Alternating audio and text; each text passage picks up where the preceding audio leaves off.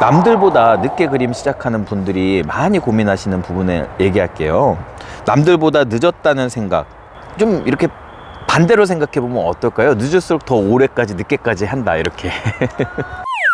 부모님의 반대, 또 학창시절에 여러 바쁜 학업의 문제, 이런 것들로 하여금 자기가 하고 싶었던 그림을 못하고 내버려뒀던 분들, 나중에 어른이 되면 꼭 그림 하시잖아요. 이런 분들이 제일 많이 하는 걱정이에요. 저 늦은 거 아닐까요? 이렇게 늦게 시작해서 제가 뭐가 되겠어요?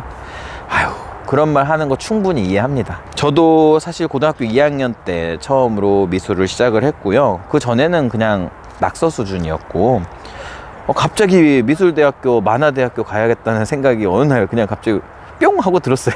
왜 그랬는지 자세히 생각은 안 나지만.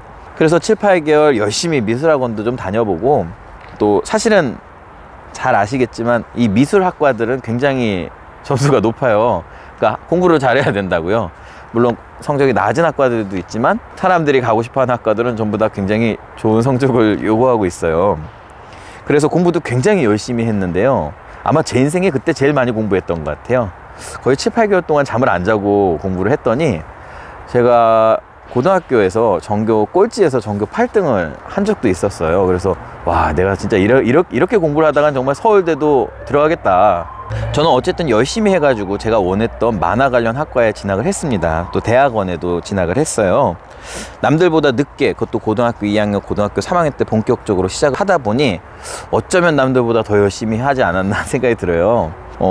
그렇게 한 걸음씩 이렇게 걷다 보니까 어느 순간 제가 2000년에 대학교에 입학을 했거든요. 근데 지금 2018년이잖아요.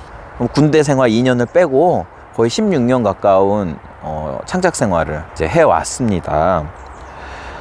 자기가 늦었다고 안 된다, 아니면 늦었으니까 이게 될까? 이런 어떤 의문을 갖고 이 일을 시작하면 참 스트레스 많이 받을 것 같아요.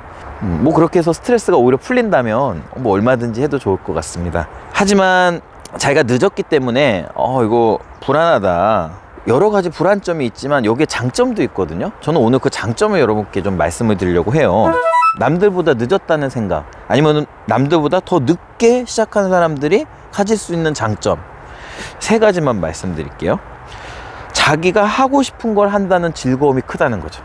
사실 미술 어렸을 때부터 한 친구들은 어른이 되면 약간 뭐라고 해야 돼, 이게 일이 돼가지고 이제 막 그게 싫거나 이런 거 아닌데, 즐기시는 분은 또 잘 즐기시는데, 뭔가 그거 하고 싶은 걸 하고 있다는 거에 대한 만족이 그렇게 큰 것 같지 않아요. 근데 뒤늦게 너무 하고 싶었는데 참았다가 그 일을 하셨던 분들이 갖는 그 에너지는, 그 만족감은 정말 이루 말할 수 없잖아요. 행복하다, 이 얘기입니다. 또 두 번째는 실제로 해볼 수 있는 경험, 가능성, 이런 게 풍부하죠. 어렸을 때는 부모님이 뭐 미술 재료 안 사주면 내 돈 갖고 어떻게 뭐 물감 사서 그림을 그리거나 뭘 하겠어요. 제가 어디 갈래도 차비도 없는데. 그런데 이렇게 어른이 되면 뭐 아트 페어도 갈 수 있고, 만화 축제도 갈 수 있고, 뭐 어디서 내가 부스 같은 거 사서 예를 들어 내 캐릭터 잘 그리면 좀 상품 같은 거 간단하게 만들어서 상품도 팔아볼 수 있고, 인터넷도 잘해, 컴퓨터도 잘해, 주변에 사람들, 친구들도 많아. 심지어 돈 있으면 뭐 조그맣게 가게나 공방도 차릴 수 있고, 어떻게 보면 되게 기회가 많다는 거예요. 그 초등학생, 중학생, 고등학생들은 그런 거 사실 시간도 없고, 그걸 지원해주거나 지지해주는 부모님도 한계가 있잖아요. 재료도 살 수 있고, 굉장히 나와 잘 맞는 또 좋은 선생님, 그런 스승님도 좀 찾아볼 수 있고, 이런 자유로움을 여러분들이 가질 수 있다는 게 장점이에요. 마지막으로 세 번째는 어린이보다 이해력이 훨씬 풍부합니다. 물론 학습 속도나 이런 능력은 굉장히 어린이가 빠르고, 이거 어린들이 따라 못하죠. 여기 악기 같은 것만 배워봐도 벌써 어린 수준이 엄청나잖아요. 근데 어른들은 대신에 이 속도보다는 이 깊이가 있다는 거예요. 그래서 뭔가를 하나 배워도 좀 학습하는 능력은 떨어진다 할지라도 그 학습하는 깊이가 굉장히 깊다 보니까 오히려 어린이들에 비해서 훨씬 더 창의적이고, 훨씬 더 뭔가 이렇게 실질적으로 괜찮은 그런 작품들을 창조하거나 창작할 수 있는 그런 여건이 조성돼 있다는 거예요. 이미 어른이니까 고생도 많이 해보고 인생 살 만큼 살고, 아무것도 모르는 어린이들 천진난만하고 순수하고 그러지만 사실 그들의 그림이 아름답지만 또 거기에 빠져 있는 것들을 이제 우리 어른들이 가지고 있잖아요. 그래서 이렇게 늦게 시작한다는 거, 세 가지 장점: 더 행복하다, 더 기회가 많다, 더 깊이가 있다. 이 세 가지를 좀 마음에 새겨 놓으시고 늦더라도 자꾸 이렇게 방황하거나 이렇게 뒷걸음질 치지 마시고 빨리 시작하세요. 빨리라는 말이 나쁜 말이잖아요. 뭐든지 빨리빨리. 근데 이럴 땐 빨리 해야 돼요. 그렇죠? 더 늦추면 기회를 잃어버려요. 세상에서 제일 중요한 건요, 나든 남이든 그 누구든 간에 그 사람에게 기회를 주는 거예요. 여러분이 여러분 자신의 인생에서 주인공인데 자기 자신이 하고 싶었던 걸 할 수 있는 기회를 준다는 건 정말로 좋은 선택이라고 저는 생각하거든요. 그래서 여러분도 오늘 한번 잘 생각해 보세요.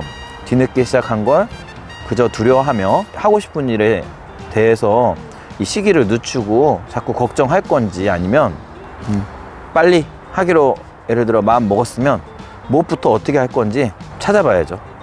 정 찾다가 못 찾으면 전화 주세요. 도와드릴게요. 저도 이렇게 보면 주변에 많이 경험해 봐가지고 추천해 드릴 만한 거는 넉넉하게 있어요. 아무튼 여러분, 이렇게 긴 이야기 들어주셔서 감사합니다. 누군가에겐 이런 이야기는 되게 좀 지루하고 딱딱한 이야기가 될 수 있지만 누군가에게는 정말 도움이 되는 이야기가 되리라고 생각해서 제가 이런 이야기를 하고 있습니다. 간절한 마음, 절실한 마음, 그리고 행동 꼭 기억하세요. 감사합니다.